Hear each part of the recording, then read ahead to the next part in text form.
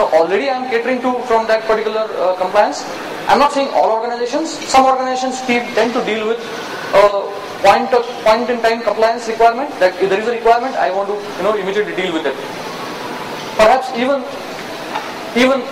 install or implement certain tools to cater to that requirement.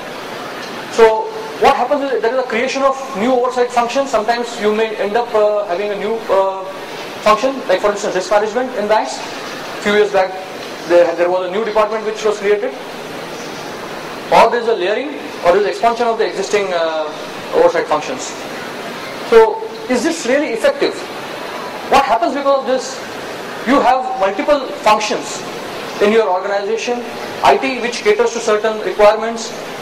Compliance, which caters to the maximum number of requirements. I'm assuming and this is just a sample organization functions that are put in place. So here your organization might be having a separate set of functions.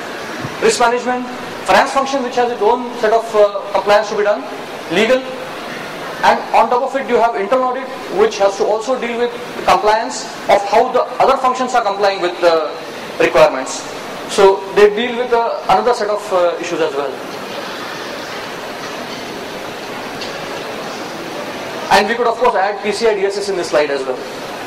Now, so what happens is that when you look at the business unit, that basically is the operating unit in your organization, it has to now deal with multiple set of oversight functions for different set of compliance requirements and even risk management requirements.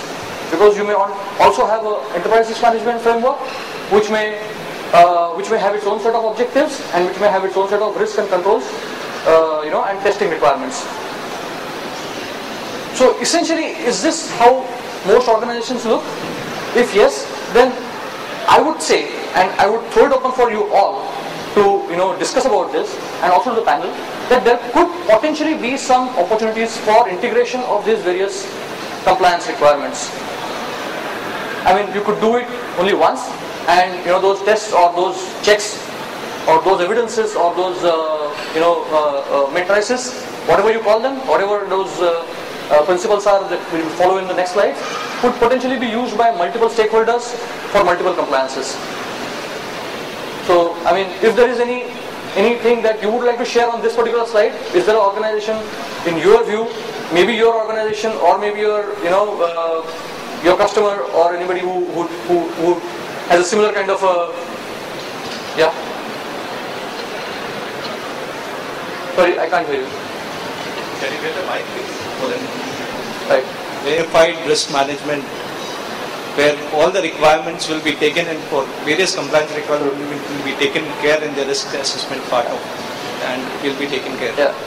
So that is how we handle it. Yeah. I mean, essentially, my topic is also around the same thing: a unified approach towards GRC. So it's good that you've raised this, that there is a potential for integration. There's a potential. Yeah. Sorry.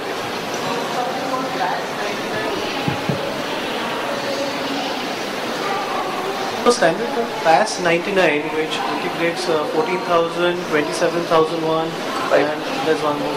So I think that's already a step which somebody has already taken, right, to take this forward and maybe integrate rest of the things. Yeah. I think 25999 and all those things will also. Yeah. So what we are trying to deal with over here is go beyond just certain requirements. We want to give this particular tool, or I won't say a tool, or this kind of opportunity in the hands of the industry to find their own solutions. If there are solutions which fit them, like for instance PAS, or if there is a unified approach that already identified, that's something which we want to say that it's something which you have to identify for yourself and deal with. So what happens as an outcome of this kind of a non-coordinated GRC effort is that you have operations in silos.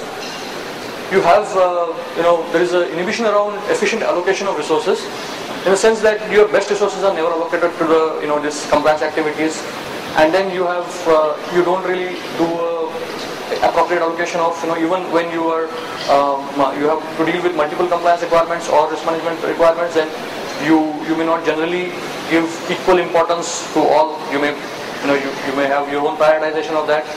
Of course, there's a duplication of efforts within these compliance requirements. You may have inconsistent processes, miscommunications. Very often, two oversight functions dealing with the same business unit may come out with different set of observations and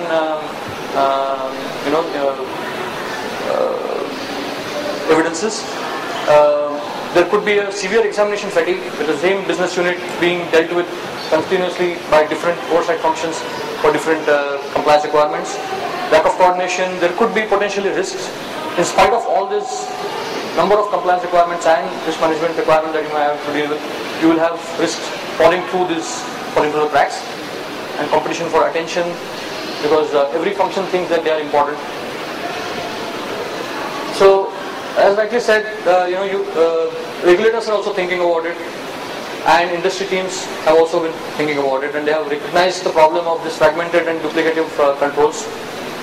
So, one of the former governor and current chairman of PCAB had mentioned that a common trend for both large and small organizations is a transition away from task-oriented compliance programs to process-oriented programs.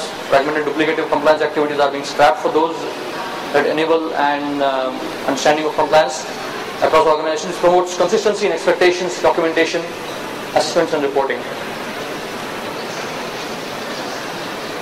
So some perspectives that we feel we should share at this time. GRC activities are currently inefficient, causing poor understanding of risk and controls in many companies. Companies are exposed to an extent due to the risk and compliance weaknesses. Changes to the current risk and compliance regime may be implemented without looking at overall alignment. Ineffective risk management program will severely impact the parts of the business units. And this integration, could be some integration opportunities there to reduce the cost and improve the effectiveness of the compliance. So how could we do it? There are certain functions that I have listed out over here. Activities performed, for instance, event definition, scoping, which is typical for any risk management program. Risk control assessment, control monitoring, ascertaining the KPIs and the KRIs, control testing and validation, the actual control testing. You have legal and compliance, advisory, policy and procedures, documentation, incident management, deficiency management, reporting, change management, record management, communication training. Just a few sample activities that I have put on board over here, and the various integration points, touch points which are there across the different functions. Now this could change from organization to organization. But while doing this, the basic challenges are that it is still marked with,